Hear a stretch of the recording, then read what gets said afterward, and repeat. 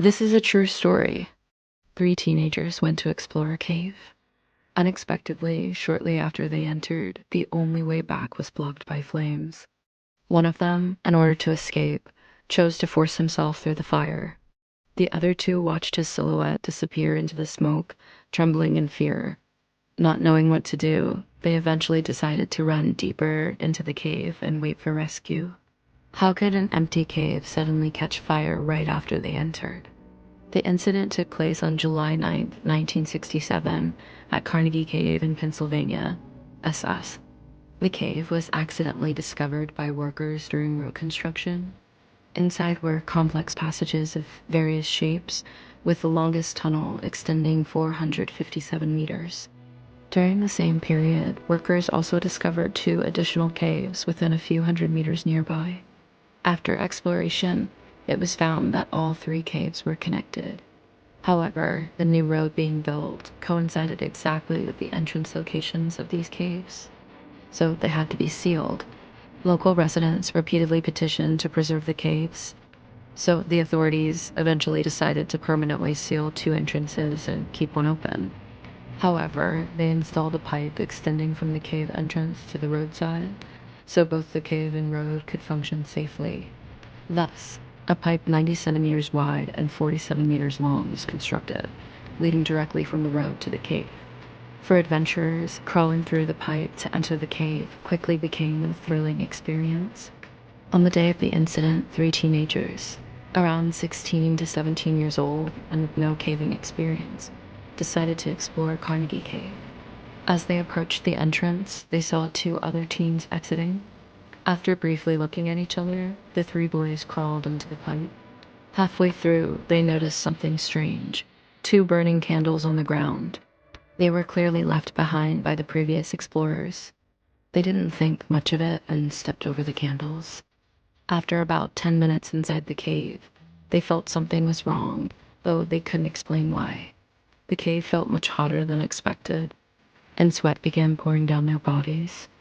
At first, they thought it was simply from physical exertion and poor ventilation. Then they began to smell something odd. Due to inexperience and thinking they were still close to the entrance, they didn't worry.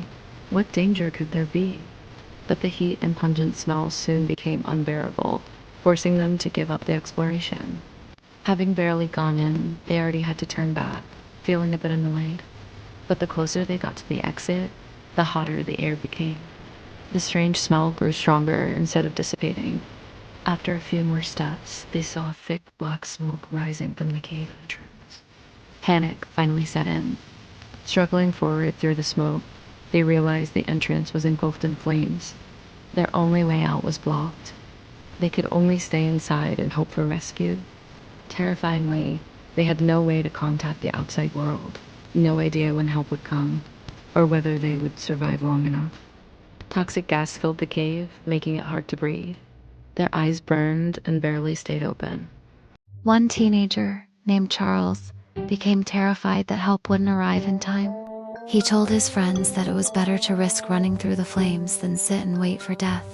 His friends tried to stop him.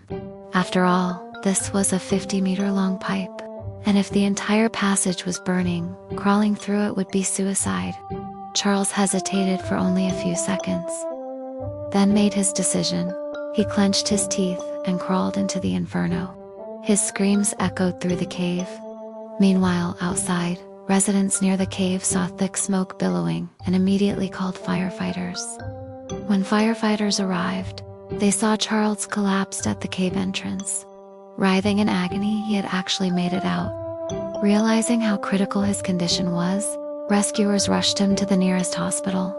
Meanwhile, others worked quickly to extinguish the fire. 4 rescuers entered the cave to search for the 2 remaining boys. An hour and a half later, they found them at the deepest point of the 457-meter tunnel. Trying to avoid the toxic smoke and heat, it took rescuers another 2 hours to safely bring them out. They were taken to the hospital and survived without major injuries. But Charles was not so fortunate. Over 59% of his body suffered 2nd to 3rd degree burns. After 3 days of treatment, Charles sadly passed away on July